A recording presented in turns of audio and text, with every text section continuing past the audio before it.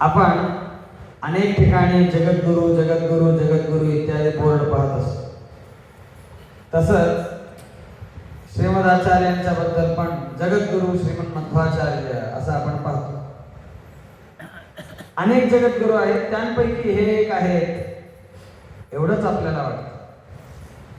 पण आपण व्यवस्थितपणे श्रीमदाचार्य कोण आहेत हे आधी जाणून घ्यायला पाहिजे. आपले आचार्य आपल्याला गुरु असतात, आपले स्वामीजी आपल्याला गुरु आहेत, अनेक संन्यासीगण असतात. तसंच अनेकांपैकी एक आहेत श्रीमदाचार्य, असं आपल्या मनामध्ये कदापि येऊ नये, कदापि येऊ नये.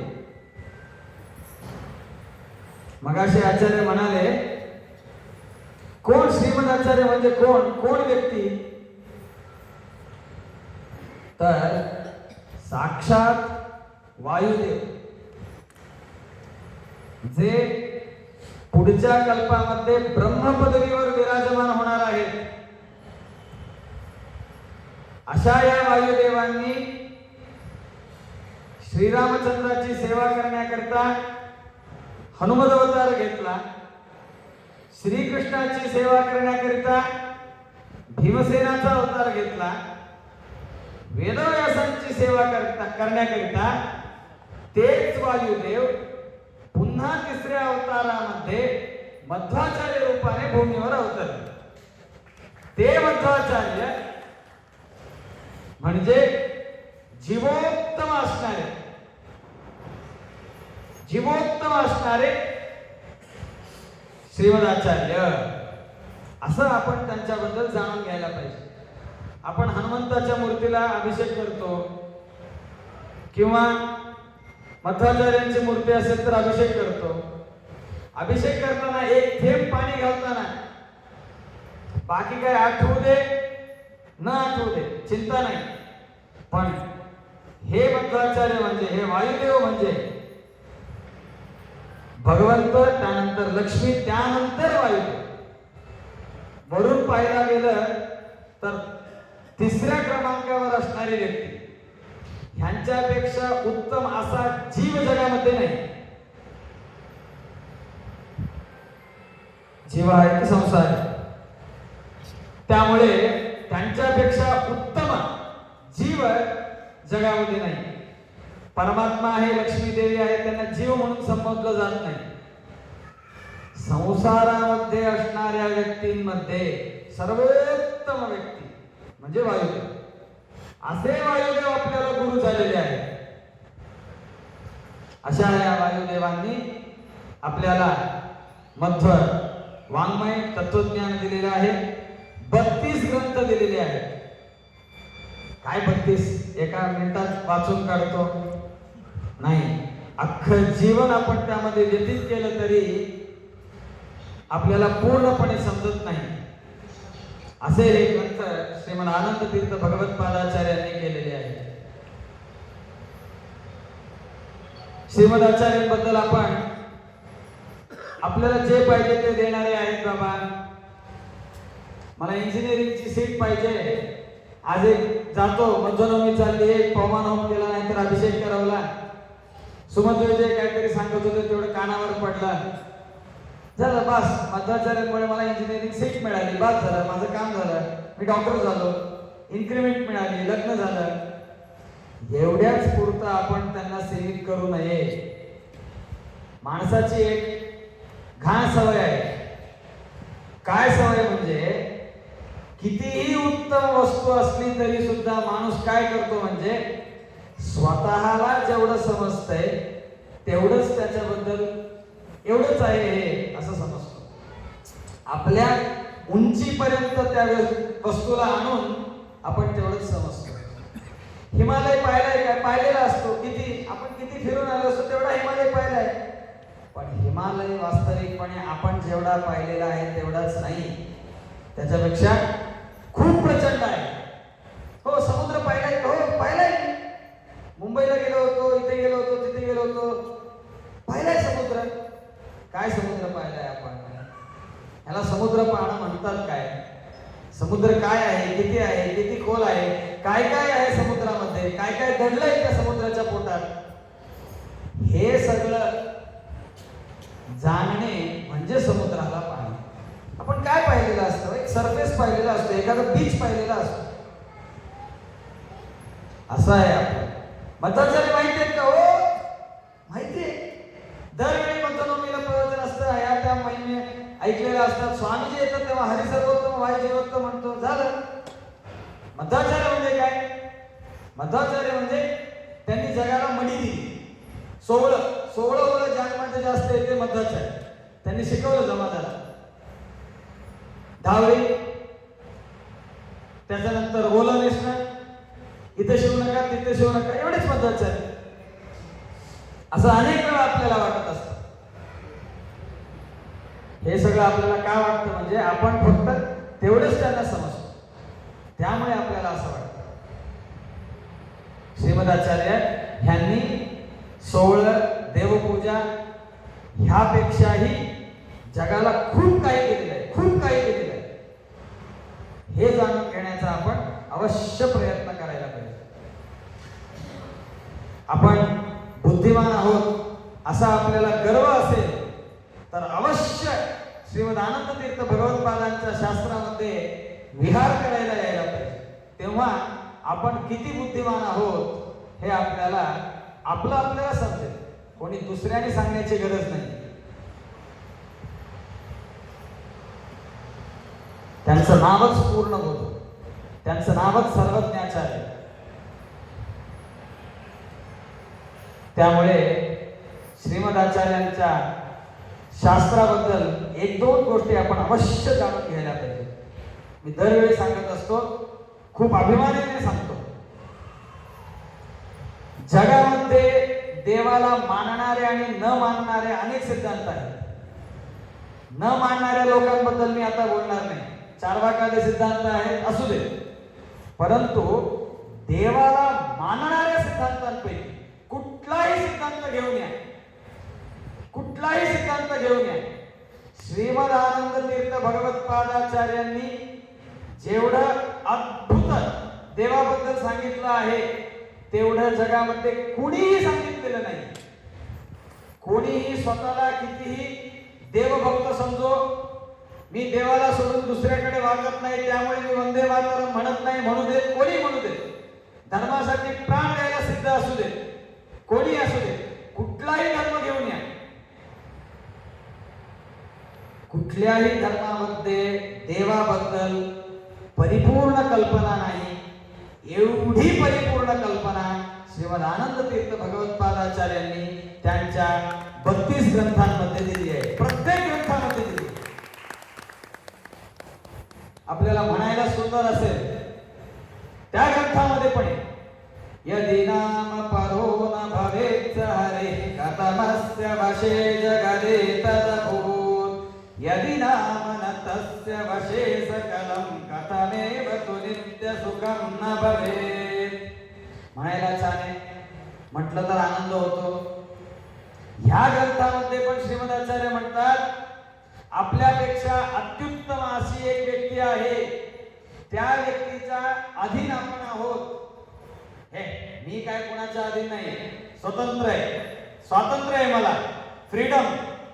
मला कोणी काही सांगू नका. 18 वर्षाच्या वर झालेलं आहे, मी कमवत आहे, माझ्या बुद्धीने हे केलंय ते केलंय, मी स्वतंत्र आहे. श्रीमदाचार्य म्हणतात, अरे बाबा, तू जर स्वतंत्र असशील तर तुला सर्व प्रकारचे सुख व्हायला पाहिजे होते. का बरं तुला सर्व प्रकारचे सुख नाही आहेत जीवनात? अनेक प्रकारच्या दुःखांनी माणूस ग्रस्त असतो.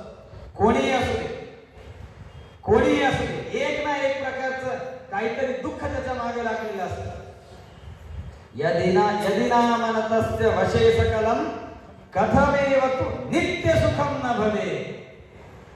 जर तू त्या भगवंताच्या अधीन नसला असतास तर तू नित्य सुखी व्हायला पाहिजे होतं. तू तर नित्य सुखी नाहीस, म्हणजे तू तरी कोणाच्या अधीन आहेस. असं आपण नित्य पारायण करता म्हणणाऱ्या श्लोकांमध्ये सुद्धा श्रीमदाचार्यांनी एवढं तत्वज्ञान भरून ठेवलेलं आहे. देव म्हणजे काय? निराकार. ह्याबद्दल श्रीमदाचार्य सांगतात निराकार वस्तू समजायची कशी? ब्रह्माचं अपरोक्ष ज्ञान झालं तर मोक्ष मिळतो. अरे ब्रह्माचं अपरोक्ष ज्ञान व्हायला ती वस्तू काय आहे हे समजायला पाहिजे ना. त्याला रूप नाही, गंध नाही, रस नाही, काही नाही, अशा वस्तूचं तुम्ही अपरोक्ष ज्ञान करून घ्या.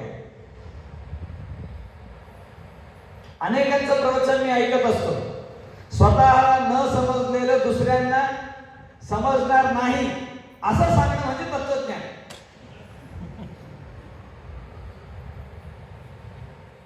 परंतु श्रीमदाचार्यांच्या ग्रंथांमध्ये आपल्याला असं कुठेही मिळत नाही. बुद्धीला पटे असं सांगितलेलं असतं. वेळ लागेल. एकदाच सांगितलेलं एकदा ऐकल्याने कळेल असं मी सांगत नाही. परंतु अनेक वेळा त्याचा अध्ययन केलं, शांतपणे बसून विचार केला, गुरुमुखातून अध्ययन केलं तर अवश्य आपल्या बुद्धीला या गोष्टी पटतील अशा आहेत. श्रीमदाचार्य यांच्या ग्रंथांमध्ये फक्त भक्ती आहे, फक्त भावना आहेत असं नाही. तेवढीच तर्कशुद्ध विचारशक्ती आहे, तर्कशुद्ध विचार प्रणाली आहे. ज्या महान विद्वानांनी त्यांचे ग्रंथ अध्ययन केलेले त्यांना आपण विचारूया. प्रमाण पद्धती ग्रंथ असो, मायावाद खंडन असो, प्रमाण विद्यात्वान खंडन असो, श्रीमद न्याय सुद्धा अर्थात अनुव्याख्यान असो, कुठल्याही ग्रंथांमध्ये अत्यंत तर्कशुद्ध विचारधारा श्रीमदाचार्यांनी दिलेली आहे.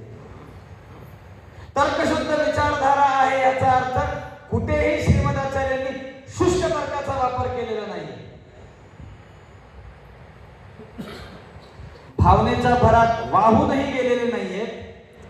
तर्काच्या मागे लागून शुष्क विचार प्रणाली सुद्धा श्रीमदाचार्यांनी अवलंबलेली नाही. दोन्हीचा अत्यंत समतोल म्हणजे श्रीमदाचार्यांचा शास्त्र. इथे भक्ती आहे, भावना आहे, तर्क आहे, विचारधारा आहे, वेद आहे, वाङ्मय आहे, शुद्धी आहे, देवपूजा आहे, धर्म आहे, सगळं आहे. देवाची उपासना करा, देवाची उपासना करा असे सांगणारे श्रीमदाचार्य कधीही कुठेही स्वतःचं कर्तव्य सोडून जा असं म्हणालेले नाहीये. तुझे आई वडील तुझ्या घरात आहेत, त्यांची सेवाच करणे हे तुझे कर्तव्य आहे आणि हीच सेवा भगवंताची सेवा होईल हे सुद्धा श्रीमदाचार्य सांगतात. अनेकांनी संध्यावंदन करा, संध्यावंदन करा म्हणून सांगितलं. संध्यावंदन केलं तर पुण्य येणार नाही. फक्त संध्यावंदन जर केलं नाही तर तुम्हाला पाप लागलं असतं. त्या पापापासून वाचण्याकरिता संध्यावंदन करा म्हणून सांगितलं. श्रीमदाचार्य सांगतात नित्य कर्माला सुद्धा पुण्य आहे. आपण करणारा लहान लहान कर्म सुद्धा ह्याने भगवंत प्रीत होवो एवढ्या एका उद्देशाने केलं तर ते भगवंतापर्यंत पोहोचतात. एका गरजू व्यक्तीला तुम्ही 1 रुपया देऊन जा, भुकेलेल्या व्यक्तीला 1 केळी देऊन जावा, 1 सफरचंद द्या, त्याला पोटाला खायला घाला. फक्त तुम्हाला भावना असायला पाहिजे ह्या कर्माने ह्याच्या अंतर्यामी असणारा देव प्रीत होवो. म्हणजे कुठल्याही कर्मापासून श्रीमदाचार्यांनी आपल्याला निवृत्त केलेलं नाही. प्रॅक्टिकल लाईफ मध्ये, नित्य जीवनामध्ये अत्यंत ऍप्लिकेबल असणारा सिद्धांत म्हणजे श्रीमदाचार्यांचा सिद्धांत. आपण जगामध्ये आहोत, जगामधल्या वस्तू वापरतो. अशा या जगाबद्दल श्रीमदाचार्यांनी काय सांगितलंय? अनेक जणांनी सांगितलं हे जग म्हणजे काय खोटं आहे, सगळं मिथ्या आहे सगळं. श्रीमदाचार्य सांगतात सर्वथा जग मिथ्या होणार नाही. आपल्याला भूक लागली की खोटं आहे काय? कधी एकदाचं प्रवचन संपतंय, कधी एकदाचं जेवायला जातंय असं झालंय का नाही? काय झालंय? पोटामध्ये भूक लागलेली. भूक खोटी आहे काय? एकादशी करायला गेलो, काही खाता नाही सकाळपासून, खूप भूक लागते, तहान लागते, सहन होत नाही, दुःख होतं. झालेलं दुःख खोटं आहे काय? कोणी काहीतरी म्हणालं, खोटं काहीतरी म्हणालं, दुःख होतं. खोटं आहे काय दुःख? स्तोत्र केलं कोणीतरी, आपली स्तुती केली, आनंद वाटतो. खोटा आनंद आहे काय? उकडतं, फॅन लावला, एसी लावला, सुख वाटलं, खोटं आहे काय? कुठेतरी जायचं असेल तर आपल्याला वाहन लागतं, बोलायला पाहिजे म्हणजे माईक हातात धरून मी बोलतोय, माईक पाहिजे, वायर पाहिजे, ध्वनिवर्धक पाहिजे, सगळं पाहिजे. तुम्ही इथे समोर बसलायत म्हणून मी बोलतोय म्हणून तुम्ही समोर बसलाय. खोटं काय आहे याच्यात? आपण खाली बसलेली जमीन खोटी आहे का काय खोटे? श्रीमद आचार्यांनी सांगितलं संपूर्ण जग अत्यंत सत्य आहे, पारमार्थिक सत्य आहे. जसा भगवंत पारमार्थिक सत्य आहे तसंच जग सत्य आहे, तसंच जीव सत्य आहे, तसेच जड सत्य आहे. काहीही असत्य नाही, काहीही मिथ्या नाही, काही सर्व काही सत्य. म्हणूनच मी म्हणतो न कळालेलं दुसऱ्यांना न कळण्यासारखं सांगणं म्हणजे आपण अनेक वेळा त्याला तत्वज्ञान मानतो. कोणाचं नाव घेणार नाही.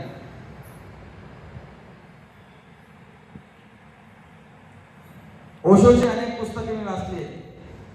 कथा छान सांगतो. कथा संपूर्ण सांगून जेव्हा कन्क्लूड करायची वेळ येते तेव्हा काहीतरी सांगून जातो. माणूस त्या कथेमध्ये वाहून गेलेला असतो, त्याच्या त्या सांगण्याच्या पद्धतीमध्ये वाहून गेलेला असतो, त्याचा फिदा होतो. पण व्यवस्थितपणे बसून ऐकलं तर काय झालं याच्यातून, काय निष्कर्ष निघाला, निष्कर्ष शून्य असतो.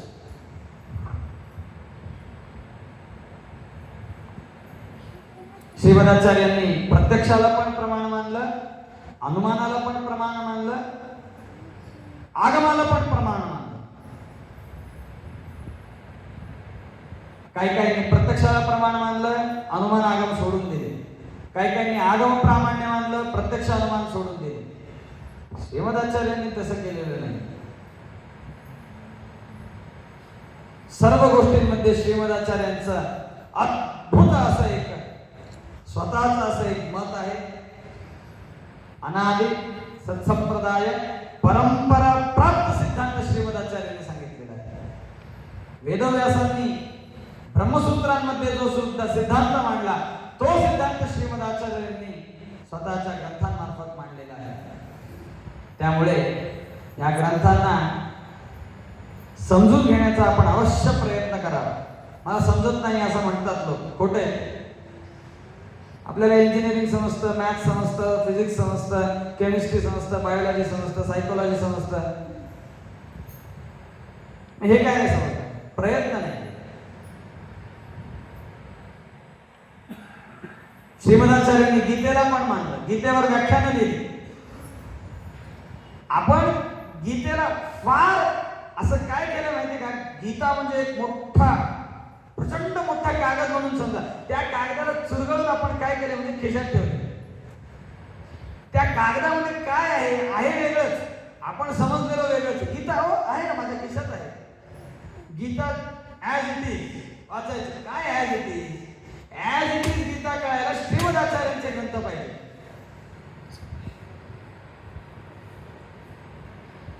रणांगणामध्ये थांबलेल्या भांबावलेल्या अर्जुनाला दिशा दिली एवढंच आपण समजलेलं आहे. पण अर्जुन म्हणजे कोण आहे? तो एवढा आपल्यासारखा खालच्या पातळीवर येऊ शकेल काय? मग त्याला उपदेश करण्याकरिता तू युद्ध कर एवढंच सांगायचं असेल तर एक मोटिवेशनल स्पीच बाद झालं असतं. अनेक मोटिवेशनल स्पीकर असतात. एक मोटिवेशन दिलं झालं, चाला सुरू केलं युद्ध. त्याला 18 अध्यायाची गीता का पाहिजे? तर तत्वज्ञान का पाहिजे? त्यामुळे आपण जे श्रीमदाचार्यांना समजलेलो आहोत त्याच्यापेक्षा फार वेगळे आहेत श्रीमदाचार्य, हेही जाणणं तेवढंच महत्वाचं आहे. श्रीमदाचार्यांचे ग्रंथ कोणाला समजणारच नाहीत असं नाही. बालसंगमपि बोधयत धर्म. आपल्यासारख्या प्रत्येकाला श्रीमदाचार्यांचे ग्रंथ कळतात. महामहाज्ञानींना पण कळायला अवघड जातात. म्हणजे त्याचा जो विस्तार आहे, त्याचं जे गांभीर्य आहे ते पूर्णपणे आपण समजून घेऊ शकत नाही. अशा या श्रीमदाचार्यांच्या तत्वज्ञानाबद्दल आपण जाणून घेण्याची उत्सुकता, जिज्ञासा दाखवायला पाहिजे. पुणे नगरामध्ये आता मी मोजल्याप्रमाणे 6 जण तरी सुद्धा पंडित आहेत. पंडित गुरुराजाचार्य आहेत, पंडित रुचिराचार्य आहेत, नारायणाचार्य आलेले आहेत, कृष्णाचार्य आहेत, श्रीनिवासाचार्य आहेत, सुदर्शनाचार्य आहेत, अनेक जण आहेत. श्रीमदाचार्यांचं शास्त्र सांगण्याकरिता अनेक जण आहेत. ज्यांना ज्या भाषेत समजेल, ज्यांना ज्या रीतीने समजेल त्या रीतीने सांगण्यास सिद्ध आहे. फक्त आपला थोडा प्रयत्न पाहिजे. आपला प्रयत्न स्वागतार्हच आहे. अनेक जण येतात, फक्त स्तोत्र मंत्र शिकलं तर बाद झालं, एवढाच त्यांचा संकल्प असतो. कुणालाही मी काही वाईट बोलत नाही, तुमचा प्रयत्न स्वागतार्ह आहे, पण एवढ्यावरच थांबू नका. स्तोत्र मंत्र झालं, बाद झालं, एवढ्यावरच थांबू नका, थोडं पुढे.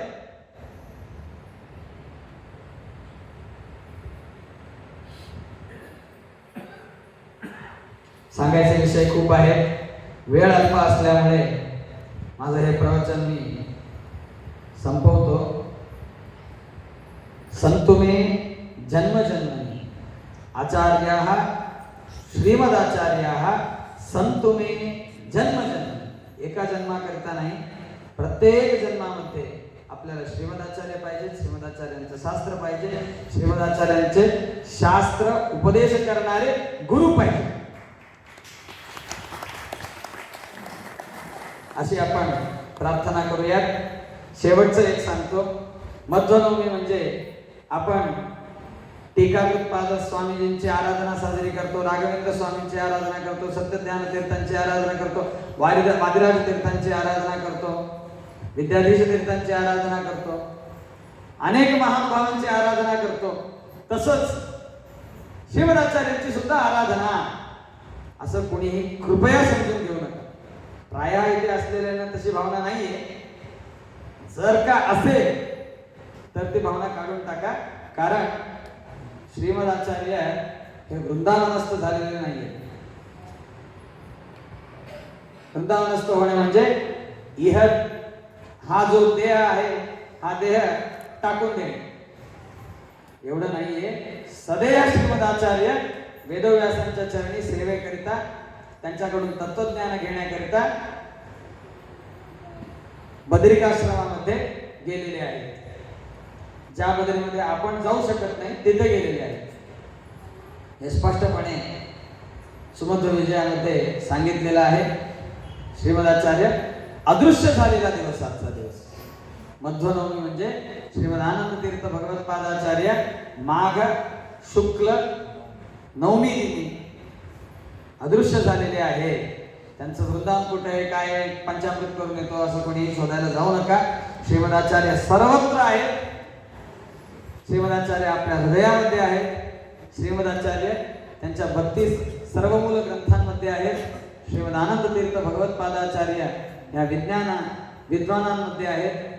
अशा या श्रीमदाचार्यांच्या चरणी अनंत शिरसाष्टांग प्रणाम समर्पण करून श्रीमदाचार्यांचा अनुग्रह आपल्यावर सदा राहावा अशी आपण सर्वजण प्रार्थना करूया. श्री कृष्ण